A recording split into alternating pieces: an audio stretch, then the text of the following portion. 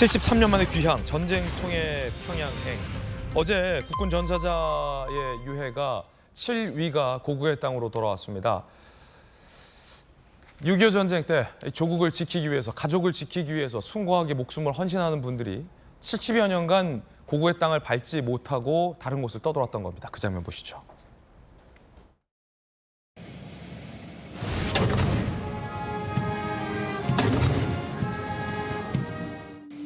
이제 곧 국군 전사자께서 내려오시겠습니다.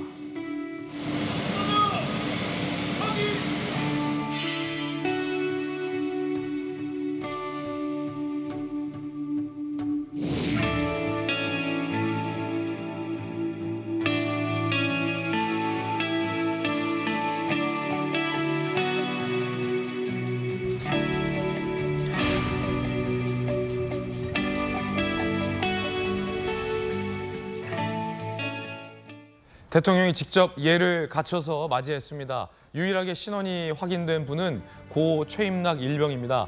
그 유명한 장진호 전투, 너무나도 치열했던 장진호 전투에서 19살의 어린 나이에 전사를 했습니다. 친형도 참전용사입니다. 포항 전투의 전사자고요. 73년 만에 최임락 일병이 돌아왔습니다.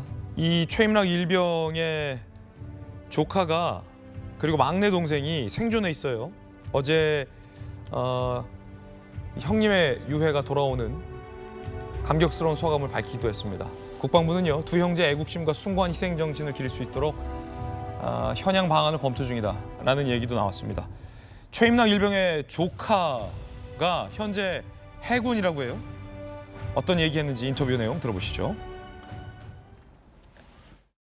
이 먼 하와이 땅에까지 와서 삼천의 유해를 받게 되어 너무 영광스럽게 생각하고 남은 군생활을 더 뜻깊게 삼천에 못한 군생활을 더욱 열심히 하도록 노력하겠습니다. 사실은 박수현 수석 청와대에 계셨지만 이 여야를 떠나서 고국의 땅으로 돌아오지 못하는 아직도 미송환된 유해가 많지 않습니까? 정말 너무나 많죠.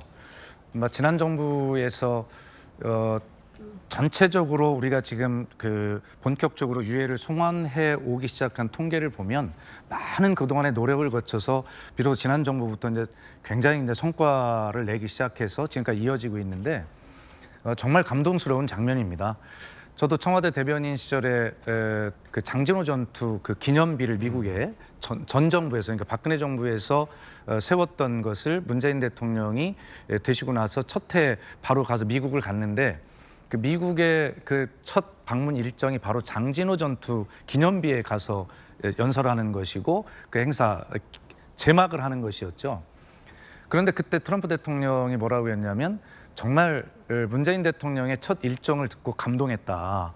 그렇게 한미 동맹과 그런 자유를 지키기 위한 헌신과 희생의 상징인 장진호 전투 그 기념탑에 문재인 대통령이 처음 온다는 것에 대해서 정말 상징이 깊다. 그리고 현장에서도 굉장히 감동스러웠거든요.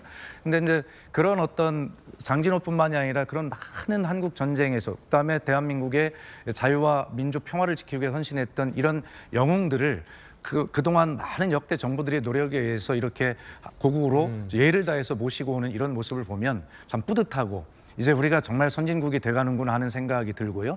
특히 저는 가장 감동스러운 게 두 가지인데 윤석열 대통령께서 거수경례로 이렇게 맞이하시는 모습 감동이고요. 그다음에 우리 그 방공 식별구역에 저 특별기가 들어왔을 때 바로 우리 전투기 4대가 아주 호위를 하는 모습을 최고 예를 하지 않습니까? 공군의 전투기 4대가 호위를 했죠. 그래서 지금부터 공군이 안내하겠습니다라고 모시겠습니다 할 때 가슴이 뭉클하고 눈물이 나지 않습니까? 과거에 그런 전투기 하나 갖지 못해서 우리가 겪었던 전 몸으로 싸웠던 저런 것 아니겠습니까? 그래서 이런 것은 무슨 여야 보수 진보 이런 거 할 것 없이 정당 할 것 없이 정말 우리가 한 마음으로 이런 일들을 반드시 더 확대해 나가고 해야 한다 이런 생각이 듭니다.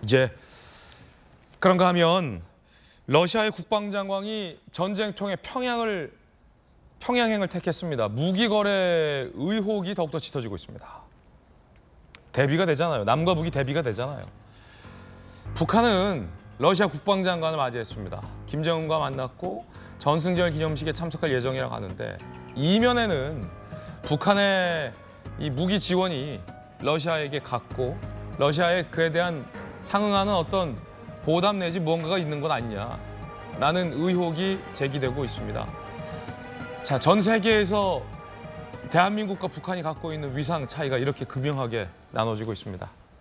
6.25 전쟁이 왜 일어났는지에 대한 교훈을 절대 우리가 잊어서는 안 될 것 같습니다. 저희들은 60초 광고 보고 돌아오겠습니다. 잠시 후에 뵙죠.